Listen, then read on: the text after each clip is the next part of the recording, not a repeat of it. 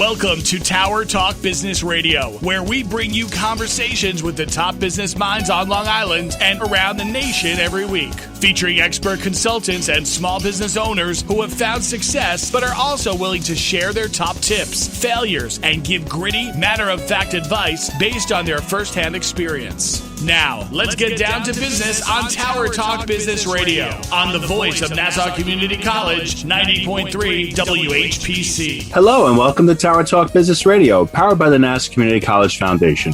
My name is Ray Schwetz, AVP Business Banking at Jovia Financial Credit Union, along with Donyshia Boston-Hill, CEO, Keeper Their Brand Marketing and Digital Agency, and we're focused on being the premier resource for business and entrepreneurship. We bring you weekly business advice, tips, tools, and services that help you grow your business. Plus, we interview the top business leaders in the industry. Today, helping provide us with business empowerment is Dick Novik, former Senior Vice President of the New York State Broadcasters Association. Welcome to the show today, Dick. Well, thank you so much. Glad to be here. We're very excited, and congratulations on your retirement from the New York State Broadcasting Association. Retirement's wonderful.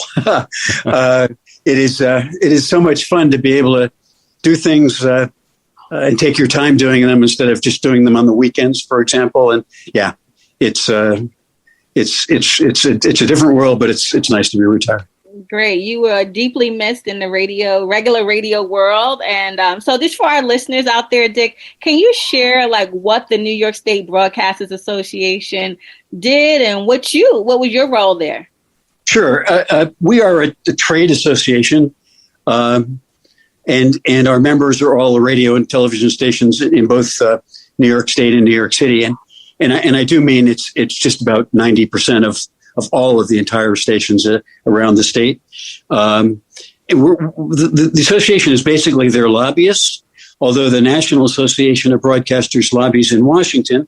We primarily lobby in New York State, which is why our offices are in Albany. My role was somewhat different. We have a program that allows us to sell public service messages, and we ask our member stations to play those stations, and that in turn funds the New York State broadcaster. So my role was in selling that program, and also on the education side, arranging for seminars and meetings that we thought would be of help to broadcasters. You've had a long and varied career. Tell us how you got started in broadcasting. So I was fortunate enough to be born into the business, if you will. My dad bought a radio station many, many years ago called WLIB. And that when he bought it, the station was multi-language. I remember there being Polish and Spanish, and there was some African-American programming. And he guided that after the purchase into 100% African-American programming. He moved the station to 125th and Lenox Avenue. He was smart enough to add an FM station that started as WLIB FM, and then over the years changed to WBLS. And your listeners probably know WBLS is one of the strongest stations in the city and indeed in the country. My only claim to fame in that relationship really was being able to hire a guy named Frankie Crocker. And your listeners may be too young to remember that name, but Frankie was indeed the best announcer maybe in the history of broadcasting. In my mind, I feel so strongly about him. But he transformed WLIB to WBLS to what became the number one station in New York City for a period of time, and that was all due to his genius. When those stations were sold, in fact, to Percy Sutton's family, Percy was then the borough president of Manhattan. I was able to purchase small stations in first Putnam County and then Dutchess County, and then went on to do a lot of broadcast politics. I became chairman of the NAB's radio board. Met a guy named Lowry Mays, who was starting a company called Clear Channel Communications, and went to work for Lowry. And my job for him was rather fascinating because I ran his international division. I was sent overseas to try to buy stations for Clear Channel. From there, in my final quarter, as Donyshia mentioned, I went on to New York State Broadcasters and was there for 19 years. That's fantastic. So almost your entire tour of duty with the New York State Broadcasters Association was kind of like my lifetime of being in radio, which we had the pleasure of meeting. And you were just such a wealth of information in the programs that the New York State Broadcasters, offered its members, like the digital certifications and just different assets. Really, I think helps a lot of, radio professionals and media professionals grow. So that's just fantastic work. Well, thank you for saying that. The industry, it keeps on changing, but certainly was changing as first AM into FM, and then along comes digital and all that brings to the advertisers, and of course broadcasters have to be aware of can't think of digital as a competitor, but as something we can incorporate into the selling.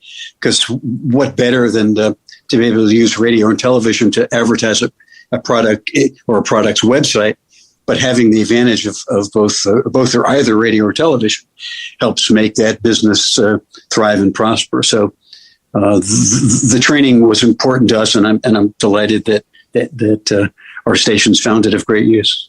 Now, over your career, through Putnam Broadcasting and then moving on to Clear Channel, those are some.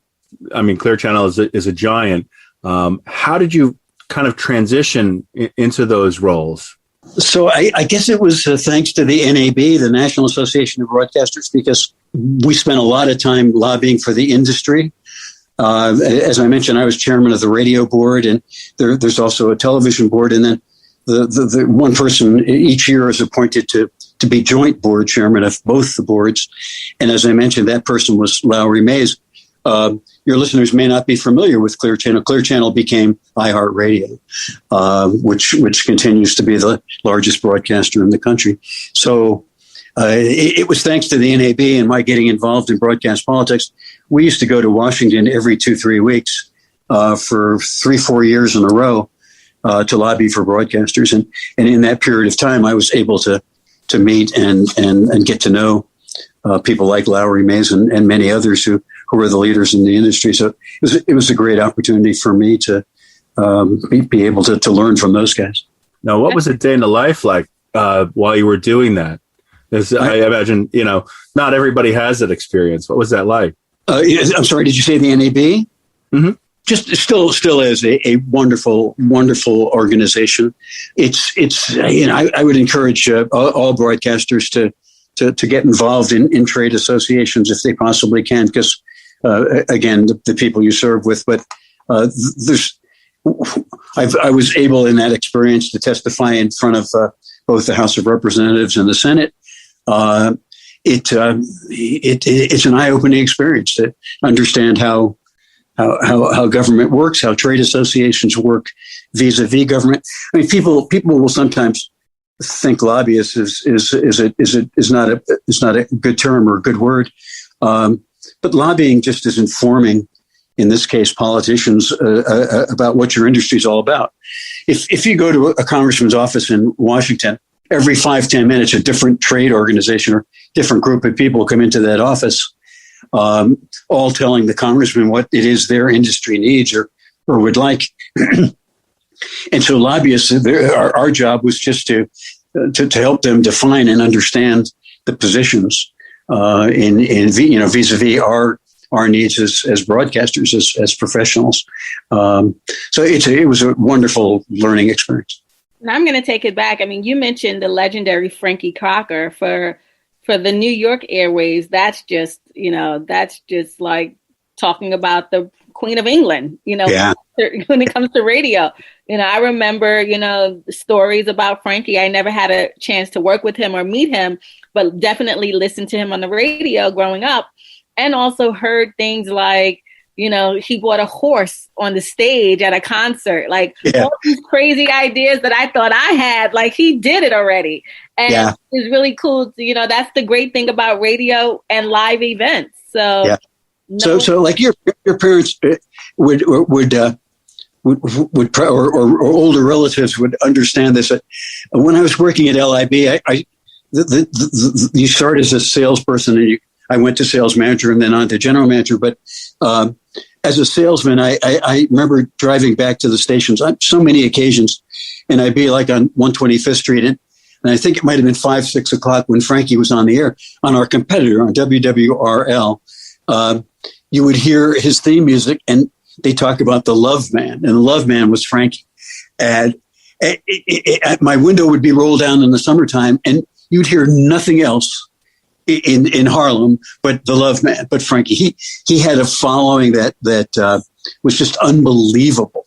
So Frankie went from WWRL to WMCA. He was one of the good guys. And when MCA got out of music, they went into talk.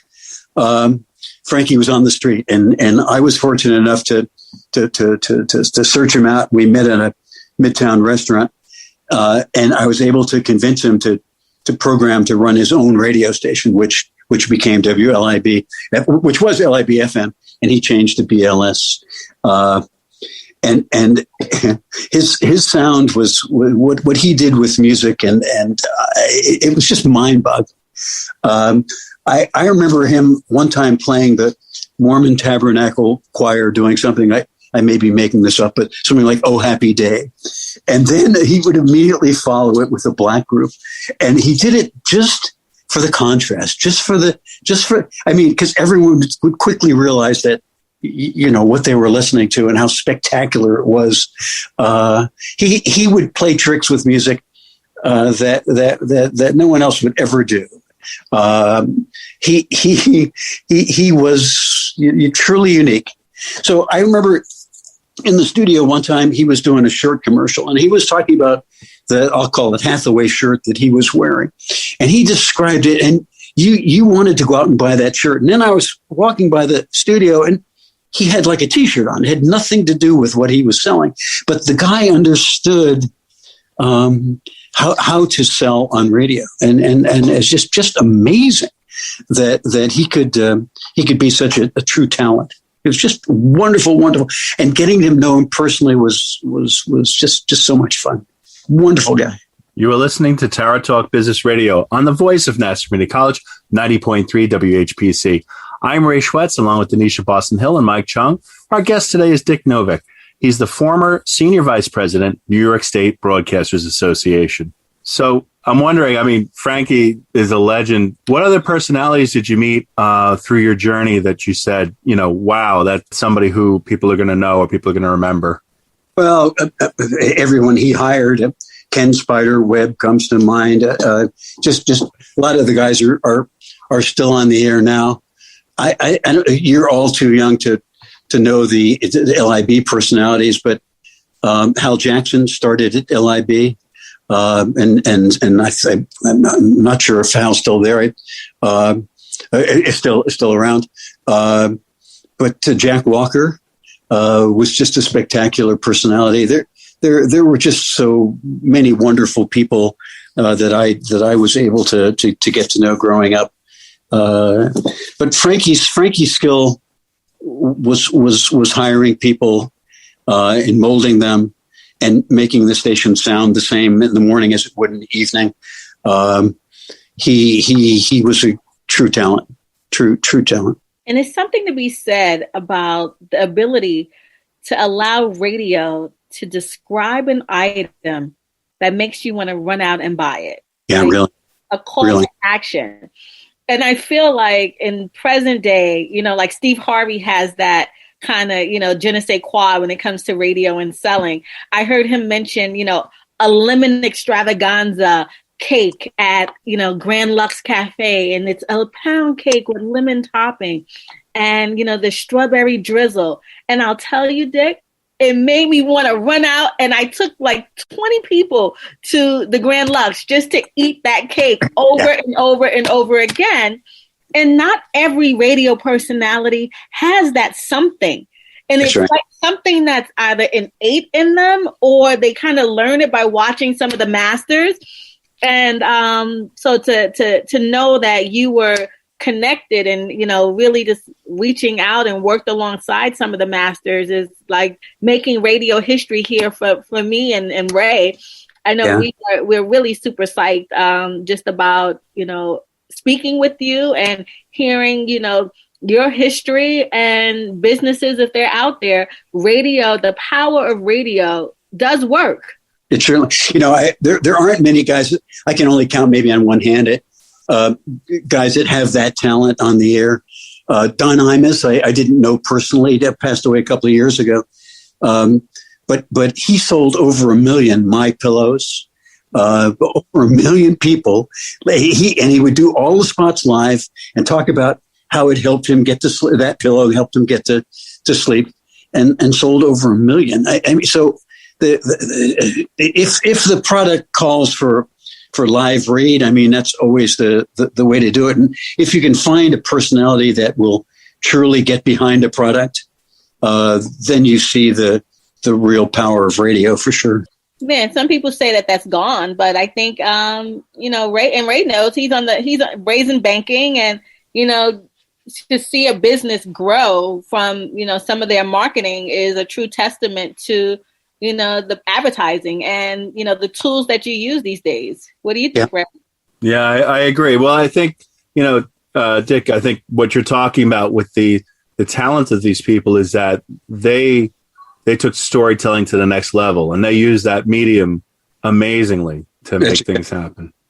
Exactly right. And obviously radio and certainly television is a changing industry. I mean, it's one of the fascinating things about being involved in broadcasting was over these last years is you had no idea where it was going, where it would end. It was changing so quickly. I mean, the fact that, let's say, politicians still use more television than any other medium in every election cycle says something. But if you look over your shoulders, you see the digital spend keep on increasing and increasing. So you got to say to yourself, in the broadcasting business, how much longer, how much further, where is it going to go? And you've got to keep getting creative and responding to it, obviously. But it's one of those very few businesses where you're really not sure where it's going and how much time it has in its current configuration. And if I'm learning anything from you, it's certainly that you're embracing that change, because to have had the career to go from AM to FM and, radio to digital, is that though what you see the biggest challenges for the industry? Because I came out of all those years in the radio side, I don't really understand the television side. But right now, so many people get home at night and go onto a smart TV, and they're listening to the Netflix and TV on demand, if you will, movies on demand. And rarely, I shouldn't say this because I think the majority of people still do listen to over-the-air news on television, but there are a whole bunch of people that aren't even connected to, or have to really search for over-the-air television. So I think the idea of listening to a program at 7:30 once a week or 7:33, whatever it is probably overtaken by television on demand, entertainment on demand. Obviously, sports, you still want to go to live television. The radio side, I think, is a lot brighter a picture because as long as there are car radios, people are listening to news, traffic, weather, and I think still has talk radio certainly has a role. So I think there's still a happy future on the radio side as I see it. But things are changing. That's for sure. You're listening to Tower Talk Business Radio. Our guest today is Dick Novik, former Senior Vice President of the New York State Broadcasters Association. My name is Donyshia Boston-Hill, along with Ray Schwetz and Michael Chung on the voice of Nassau Community College, 90.3 WHPC. That's so true, Dick. I think there's, the mediums are changing. We're living in a digital world. But even with some new tools out, they have something called Clubhouse. I feel like it's radio on steroids. People want to hear the sound of someone else's voice, and they want to be able to connect and speak with them about different topics. And that's what radio is, that's what the imagery of radio has been. So I laugh sometimes when I listen to people like jumping onto the hottest new craze, because it still comes back to radio. Yeah, I think I think that's true. And I still would encourage young people to get on to follow careers in broadcasting, to pursue a career in broadcasting. And I've always said, as you know well, Donyshia, that the idea is to try to get your internship at a station, be it a college station or into the city, and that will lead to a full-time job. The most important lesson I can give young people is to think of the sales side, because that's where the jobs are. There's so few people on the air, and yet everybody wants to be on the air. But the money, the career line is generally salesperson to sales manager to general manager. It's very rare that even a news director becomes a general manager. It's even rarer that air personalities become GM. So the career line starts in sales, and sales can be creative in that you're creating copy, advertising scripts and copy to help your clients, to help the advertiser. So there is a bit of creativity. You can be in the studio to supervise that in many stations. But that's the job to focus on. The trouble is most young people, if you talk about sales, go ugh and don't want any part of it. But in broadcasting, that's where the action is. And that's where the money is. Let's be very clear. That's exactly right. And even the best of air personalities have to keep looking over their shoulder because someone's coming up behind them. But you can have a long and healthy career and do very well financially, as you say, in sales. Absolutely. Dick, looking back, what's your crowning achievement? What do you look back and go, wow, I'm really proud that I was involved with that and that I did that? What's the crowning achievement for you? That's a great question. And I always think about Frankie. I come back to Frankie. Obviously, I mean, just being able to find the right ingredients, but it starts with Frankie. To have the number one radio station in New York City is quite an achievement. I remember BLS was climbing, and I walked into Bloomingdale's one day, and there BLS was playing in one of the boutique areas, loud and strong, and I'm saying to myself, this was started as a little African American station in Harlem, and I'm saying, man, we have made it. And sure enough, the numbers came out shortly thereafter to show that we had overtaken WHPC, which was the top rocker at that time.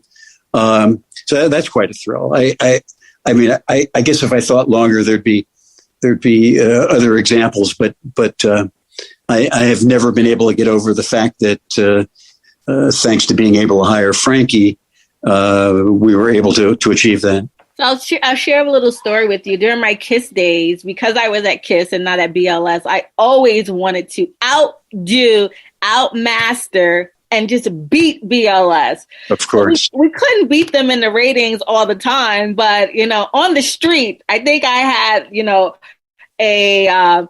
a marching band, girls walking around with KISS FM t-shirts, and it all came from growing up watching, listening to the Frankie Crockers of the world, because I knew we had to out glitz and glam them if we couldn't outbeat them in some way in the community, because BLS was such a community-based radio station. Yeah. And that goes back to the LIB days. That station, when I was there, won 2 Peabody Awards. It truly served the community. I have here at my house some pictures of my dad with Martin Luther King. I remember clearly the riots in Harlem the night Dr. King was assassinated, and that station is where the police commissioner would come and the mayor would come and to try to quiet things down. But that station was really historic in what's known as community service. and deserved all the awards that it got. And that carried over into the BLS tradition and to the KISS tradition as well. But it all started back there, and that's something to be really proud of. Now, Dick, you were also involved in some very vital programs. I'd like to bring them up, such as the Amber Alert. Can you tell us a little bit about that? Oh, good. Yeah, thank you for doing that. So Amber Alert started, I'm going to make up a number. It's close to maybe 20 years ago in Texas. And it was a young lady named Amber who was kidnapped and I don't think ever found. But her family got together and persuaded some broadcasters in Texas to have an alert system wherein the police would notify the broadcast media and the broadcast media would get out. And it obviously was a voluntary program to all of the broadcasters. So that was my first assignment at New York State Broadcasters so it would be 20 years ago, was to work with the state police in setting up that program. And the state police formed a committee. And so we would have the throughway people and the DOT and obviously broadcasters were the key element. And I remember contacting literally every radio and television station in the state and asking them if they would give up time to play an Amber Alert when a child was abducted. And I had absolutely no refusals. And I quickly realized that all the people I was talking to had kids themselves. And so it was a no-brainer for this program to take off and do well in New York State. And I'm pleased to say that it really did it is still doing extremely well. Every station participates. Reporters were giving me their cell phone numbers, call me at home, call me 24 hours, because they really wanted to save kids. The best story I have is a child was abducted across the river, I think maybe Tarrytown, and people pulled up to her front yard and threw the young lady into the car. And at 5:00 that night, WABC was broadcasting it, and a woman in Tarrytown was looking out her apartment window and saw the car that had been the subject of the Amber Alert and called the police. The police rushed over, popped open the trunk, and there was the girl. So literally, that Amber Alert, that woman saved the life of that child. It's as open and shut as that. And that's thanks to this Amber Alert program. So it is a wonderful program. Stations are terrific to volunteer their time. And most importantly, it works. Well, thank you for all you do, Dick. We really appreciate you in the radio industry. All right. Thank you. Thank you so much for being with us. My name is Ray Schwetz, along with Donyshia Boston-Hill, your co-hosts and producers. This is an NCC Foundation Business Leaders Council production. Visit ncc.edu/WHPC for more information. We're available on iHeartRadio as a podcast in iTunes, Android Podcasts, and Spreaker. This has been Tower Talk Business Radio, powered by the Nassau Community College Foundation on the voice of Nassau Community College 90.3 WHPC. We'll talk with you next week.